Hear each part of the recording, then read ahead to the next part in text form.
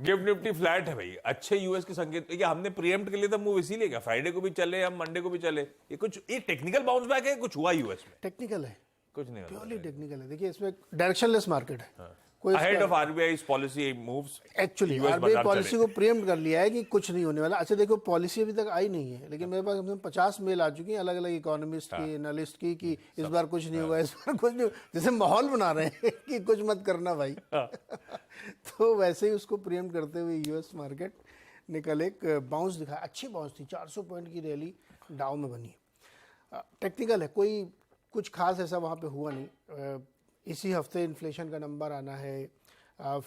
एक बात खाली आप ये कह सकते हैं कि एक फेड के अधिकारी हैं मिस्टर विलियम्स, उन्होंने कहा है कि शायद अब समय आ गया है कि फेड को पॉज कर देना चाहिए। अब इससे लेकिन कॉन्ट्रेरी बयान रोज मिलते रहे। कल बयान दूसरे साहब का था कि एक और बढ़ा होनी चाहिए, तो मैं नहीं मानता कि इस बयान पे मार्केट ने रिएक्ट किया। प्योरली टेक्निकल बाउंस था एक ये।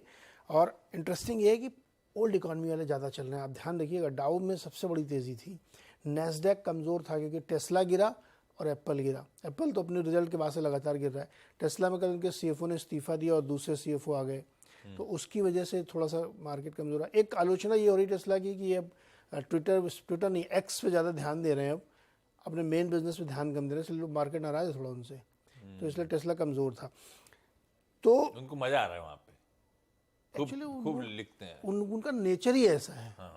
वो उनको जो गलत समझते हैं इधर ध्यान दे, वो सब तरफ ध्यान देते रहते हैं, लेकिन किसी एक जगह मुझे कल एक बहुत सुंदर तस्वीर उन्होंने ट्वीट की, ऐसे ही बहुत ब्यूटीफुल, ऐसे ही डाल दिया आपने। तो मेरा प्लेटफॉर्म, मेरी मर्जी, मैं कुछ भी करूं।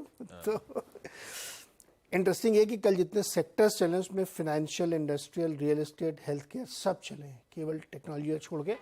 और एक बहुत इंटरेस्टिंग बात बताऊंगा कि जो फाइनेंशियल ईटीएफ है उसमें भयंकर बाइंग चल रही है अमेरिका में। फाइनेंशियल ईटीएफ मतलब बेसिकली बैंक और फाइनेंशियल सर्विसेज जितनी है, उसके ईटीएफ में बहुत तगड़ी बाइंग है, तो उसको भी ध्यान में रखना चाहिए कि मार्केट कैसे रिएक्ट कर रहा है। कॉज ऑफ कंसर्न दो हैं। एक, मॉर्गन स्टैनली ने कहा कि आगे हेडविंड्स हो सकते हैं वैल्यूएशंस को लेकर के, कंपनियों की सेल्स को लेकर के। क्यों ऐसा वो कह रहे हैं? क्योंकि वो एक बार समस्या फिर से आने वाली है, जो सरकारी खर्चों को लेकर के दिक्कत होती थी, तो अब 30 सितंबर के बाद उनको नेगोशिएट करना पड़ेगा, और वो नेगोशिएट करना पड़ेगा ट्रंप वाली पार्टी से, यानी जीओपी से। और इलेक्शन और पास आ चुके, इलेक्शन और पास हो रहा है, और तो फिच की रेटिंग के कॉन्टेक्स्ट में वो थोड़ी हार्ड बार्गेनिंग अगेन होने वाली है, तो मार्केट इसको लेकर के थोड़ा चिंतित है। इसीलिए मॉर्गन स्टैनली कह रहा है कि आगे थोड़े हेडविंड्स होंगे वैल्यूएशन को लेकर के, उसको ध्यान रखिएगा। और लास्टली एक चीज़ है कि जो क्रेडिट कार्ड वहाँ लोग यूज़ करते हैं ना, उसका जो बैलेंस है बढ़ता चला जा रहा है, $1 ट्रिलियन पार कर गया है।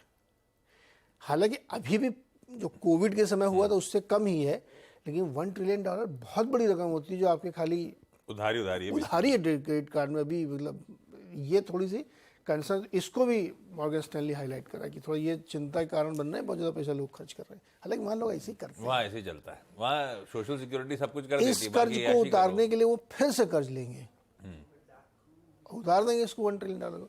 बट हाँ, थोड़ा सा हेडविंड्स है मार्केट में, लेकिन टेक्निकल बाउंस के तहत मार्केट में कल तेजी थी। थोड़े से हेडविंड्स हैं, अदरवाइज वहां पे जो हुआ तेजी उस पर ज्यादा रीड नहीं करना चाहिए। 4 दिन बैक टू बैक प्रेशर, पिछला हफ्ता कमजोर, उसके बाद एक टेक्निकल बाउंस बैक, और इसीलिए शायद एशिया और गिफ्ट निफ्टी उस तरह से रिएक्ट नहीं कर रहे हैं। हालांकि हमको लॉजिकली जहां फ्यूचर्स छोड़े थे और आज सुबह के जो फ्यूचर्स हैं उसमें एक डिफरेंशियल तेजी की तरफ था। खैर, वीडियो से